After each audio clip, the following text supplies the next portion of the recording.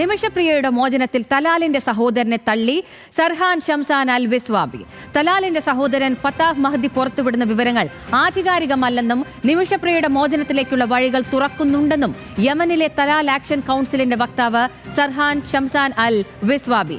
Facebook ലൈവിലൂടെയായിരുന്നു വക്താവിന്റെ പരാമർശം.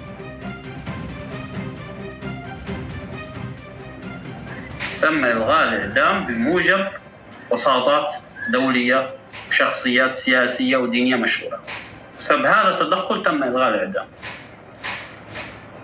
وفي بعض الأشخاص نشروا لنا إنه ما في هذا الخبر، لكن أنا أكد من جديد إن هذا الخبر تم إلغاء الإعدام.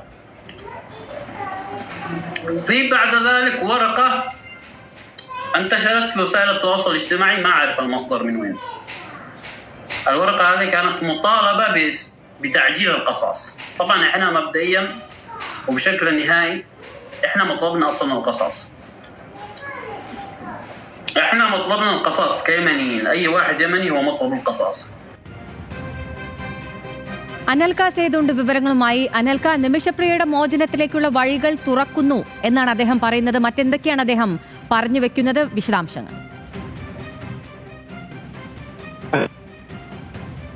ബന്ധപ്പെട്ട് ഏറെ നിർണായകമായിട്ടുള്ള ഒരു പ്രതികരണമാണ് ഇപ്പോൾ വന്നിട്ടുള്ളത്. ഇതിൽ നമുക്കറിയാം, കാന്തപുരത്തിന്റെയും യമനിലെ ഈ വിഷയത്തിനകത്ത് ഇടപെട്ട യമനിലെ സൂഫി പണ്ഡിതൻ ഹബീബ് ഉമറിന്റെയും ഇടപെടലുകളെ നിഷേധിച്ചുകൊണ്ടും അതോടൊപ്പം തന്നെ വധശിക്ഷ റദ്ദാക്കിയ അറിയിപ്പിനെ നിഷേധിച്ചുകൊണ്ടുമുള്ള തലാലിന്റെ സഹോദരൻ ഫത്താഹ് മഹ്ദിയുടെ ഫേസ്ബുക്ക് പോസ്റ്റിലെ വാദങ്ങളെ തള്ളിക്കൊണ്ടാണ് ഈ യമനിനകത്തെ തലാൽ ആക്ഷൻ കൗൺസിൽ വക്താവ് കൂടിയായിട്ടുള്ള സർഹാൻ ഷംസാൻ അൽ വിസ്വാബി ഇപ്പോൾ രംഗത്ത് വന്നിട്ടുള്ളത്.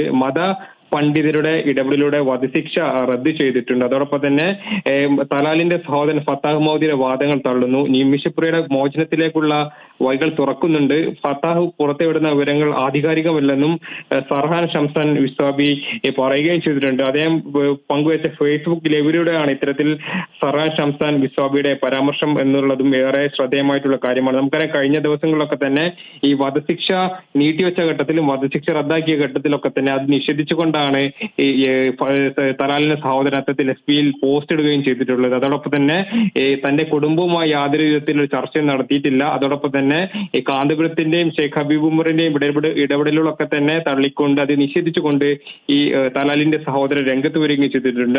അത്തരമൊരു ഘട്ടത്തിലാണ് ഈ യമനിലെ ആക്ടിവിസ്റ്റും യമനിലെ ഈ തലാൽ ആക്ഷൻ കൗൺസിലിന്റെ വക്താവ് കൂടിയായിട്ടുള്ള ഷംസാൻ അൽ വിസ്വാബി രംഗത്ത് വരികയും ചെയ്തിട്ടുള്ളത്. അതോടൊപ്പം തന്നെ ഇതുമായി ബന്ധപ്പെട്ട് സൂഫി പണ്ഡിതരുടെ ഇടപെടലിലൂടെ അതിനുള്ള വധശിക്ഷയുടെ സാധ്യത ഇല്ലാതായിരിക്കുന്നു സാറാൻ ഉറപ്പിച്ച് പറയുകയും ചെയ്തിട്ടുണ്ട്. അതോടൊപ്പം തന്നെ ഈ കാന്തപുരത്തിന്റെ അഭ്യർത്ഥനയെ തുടർന്ന് യമനിലെ സൂഫി പണ്ഡിതർ നടത്തിയ തലാലിന്റെ കുടുംബവുമായി നടത്തിയ ചർച്ച വിജയകരമാണെന്നാണ് ഇപ്പോൾ നമുക്ക് ലഭിക്കുന്ന വിവരം. അതോടൊപ്പം തന്നെ ചില സാങ്കേതിക തടസ്സങ്ങൾ മാത്രമാണ് ഇതിലുള്ളതെന്നും നമുക്ക് ഇപ്പോൾ ലഭിക്കുന്ന വിവരങ്ങളും നമുക്ക് വ്യക്തമാണ്. അതോടൊപ്പം തന്നെ അത് വൈകാതെ തന്നെ ഈ സാങ്കേതിക തടസ്സങ്ങളൊക്കെ തന്നെ വൈകാതെ മറികടക്കുമെന്നും ഈ ലൈവിലൂടെ ഈ വക്താവ് പറയുകയും ചെയ്തിട്ടുണ്ട്. അതുമായി ബന്ധപ്പെട്ട് മോചനവുമായി ബന്ധപ്പെട്ട ചർച്ചകൾ ഇപ്പോഴും തുടരുന്നുണ്ടെന്നാണ് ഇപ്പോൾ നമുക്ക് ലഭിക്കുന്നത്. അതിനിടയിലാണ് തലാലിന്റെ സഹോദരനെ തള്ളിക്കൊണ്ട് ഈ തലാൽ ആക്ഷൻ കൗൺസിലിന്റെ വക്താവ് കൂടിയായിട്ടുള്ള സർഹാൻ ഷംസാൻ അൽ വിസ്വാബി രംഗത്ത് വരികയും ചെയ്തിട്ടുള്ളത്. അദ്ദേഹം